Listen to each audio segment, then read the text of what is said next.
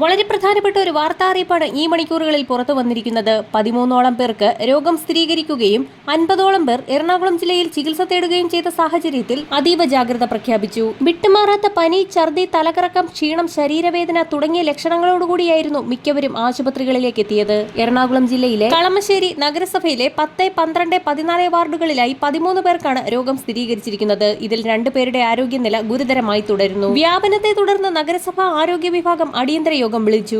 എറണാകുളം ജില്ലയ്ക്ക് പുറമെ മറ്റുള്ള ജില്ലകളിലും അതീവ ജാഗ്രത പാലിക്കണമെന്ന് ജില്ലാ ഭരണകൂടങ്ങൾ വ്യക്തമാക്കി. കുട്ടികളും സ്ത്രീകളും ഉൾപ്പെടെയുള്ള 30ലധികം പേർക്കാണ് രോഗലക്ഷണമുള്ളത്. നഗരസഭാ പരിധിയിൽപ്പെട്ട ചില ഹോട്ടലുകളിൽ നിന്നും ഭക്ഷണം കഴിച്ചവർക്കും മഞ്ഞപ്പിത്തം സ്ഥിരീകരിച്ചിട്ടുണ്ട്. വെള്ളം, ഐസ് എന്നിവയിലൂടെ രോഗം പകർന്നതായാണ് ഇതിൽ നിന്നും വ്യക്തമാകുന്നത്. 30ലധികം പേർക്ക് രോഗലക്ഷണങ്ങളുണ്ട്. രോഗവ്യാപനം തടയുന്നതിനായുള്ള പ്രതിരോധ നടപടികളുടെ ഭാഗമായി സൂപ്പർ ഡ്രൈവ് ആരംഭിച്ചതായി കളമശ്ശേരി നഗരസഭാ ചെയർപേഴ്സൺ വ്യക്തമാക്കി.